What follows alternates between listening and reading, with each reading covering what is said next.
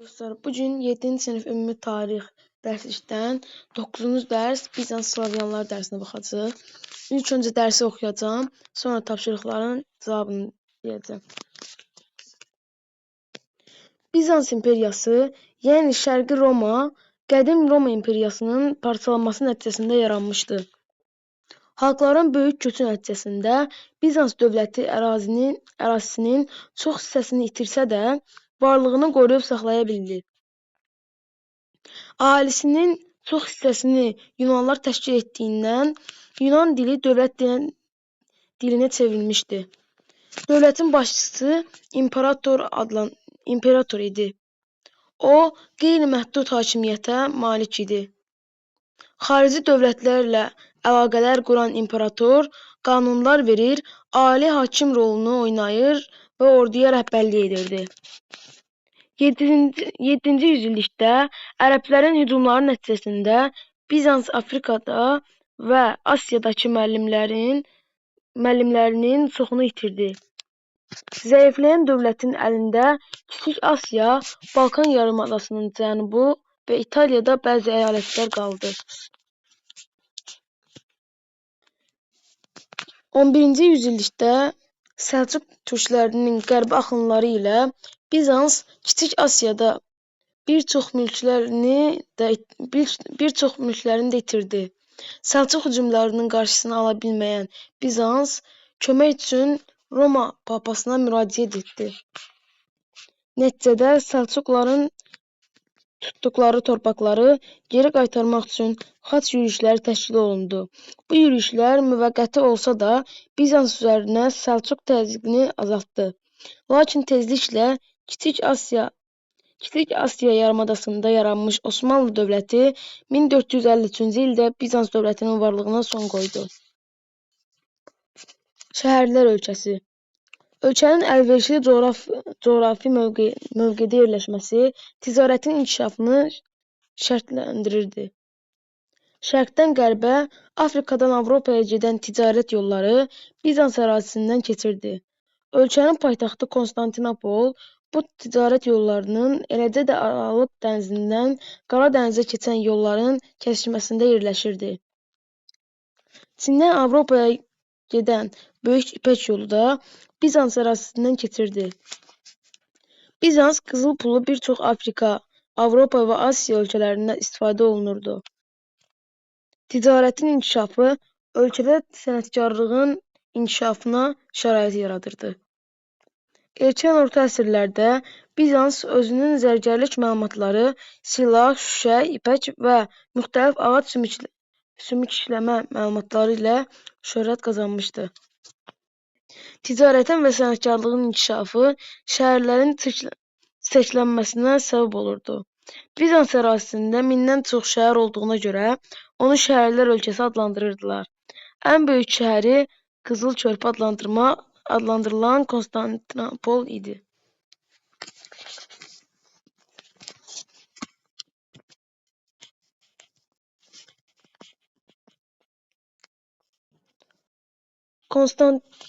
Konstantinopol haqqında 12-ci yüzillikdə yaşamış səyyahın gündəliyindən.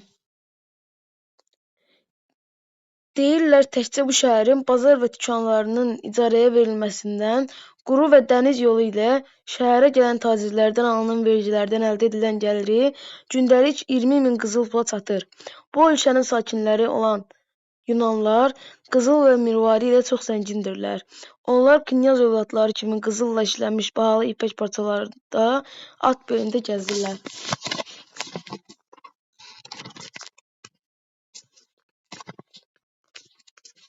Slavyanların Bizans ətrafında məskunlaşması. Xalqların böyük köçündə iştirak edənlərdən biri də Slavyan tayfaları idi. 6-cı yüzilliyə qədər Slavyanlar qərbdə Elba çayından, şərqdə Volqanın yuxarı axarlarına qədər olan böyük bir ərazidə məskunlaşdılar. Başlıca məşğuliyyəti əkinçilik olan Slavyanlar məhsuldar torpaq axtarışında idilər. Tezliklə onların bir hissəsi Dunay çayı hövzəsində, oradan da Bizans torpaqlarına, Balkan yarımadasının şimalına köç etməyə başladı. Onlar burada məskunlaşaraq Bizans təbəəliyini qəbul edib vergi verməyə başladılar. 8-ci yüzillikdə Slavyan tayfalarının parçalanması başa çatdı. Parçalanma nəticəsində Slavyanlar Şərq, Qərb və Cənub Slavyanlarına bölündü. Cədvəl də verilib burada. Slavyanlar 3 yerə bölünür. Şərq, Qərb, Cənub Slavyanları. Şərq Slavyanlarında Ruslar, Ukraynalılar, Belaruslar aiddir.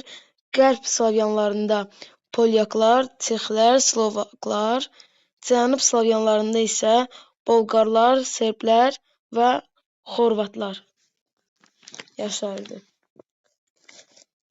Slavyan dövlətlərinin meydana gəlməsi. 9-cu yüzillikdə Şərq Slavyanlarının ilk dövləti Kiyev knyazlığı yarandı. Natural təsərrüfatın hakim olduğu dövlət daxilən möhkəm olmadığı üçün Kiyev knyazlığı tezliklə parçalandı. 13-cü yüzilliyin əvvəllərində dağınıq Rus knyazları Monqol hücumuna məruz qaldı. Monqollardan asılı vəziyyətə düşən Rus knyazları Qızıl Ordu dövlətinə vergi verməyə başladı. İndi isə suallara baxaq. Birinci sual. Konstantinopolun qızıl körpə adlandırılmasının səbəbi nə idi? Səbəbini araşdırdım və deyirəm.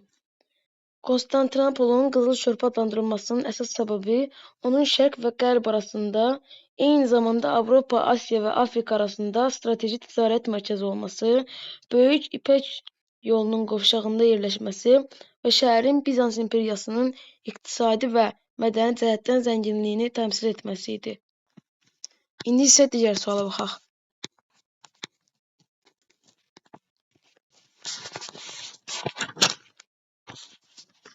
Xəritə əsasında 11-ci yüzilliyə qədər Bizansın hansı torpaqları itirməsini və bunun səbəblərini müəyyənləşdirin.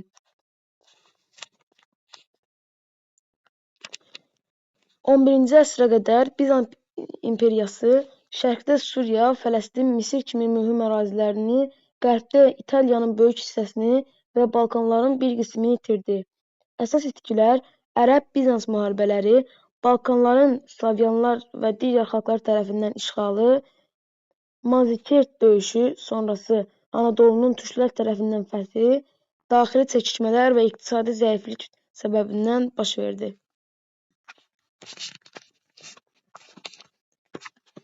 Digər sual. Məhsuldar torpaq axtarışında olan Slavyanları köçəri adlandırmaq olarmı? Xeyr, çünki köçərilər daim köç edən, əsasən maldarlıqla məşğul olan xalqlardır.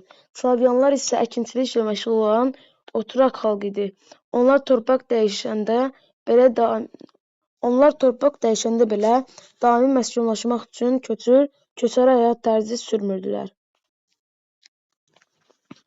Hazırda hansı Slavyan xalqlarının dövlətləri olduğunu araşdırın.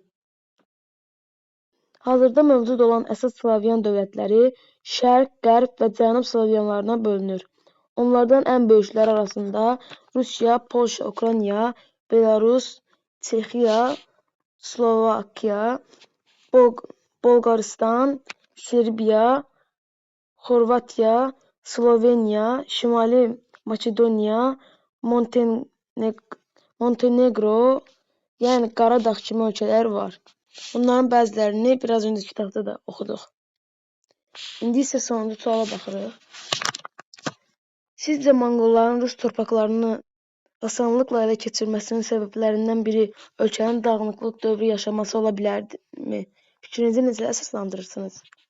Bəli, Monqolların Rus torpaqlarını asanlıqla ələ keçirməsinin əsas səbəblərindən biri ölkənin dağınıq dövrü yaşaması idi.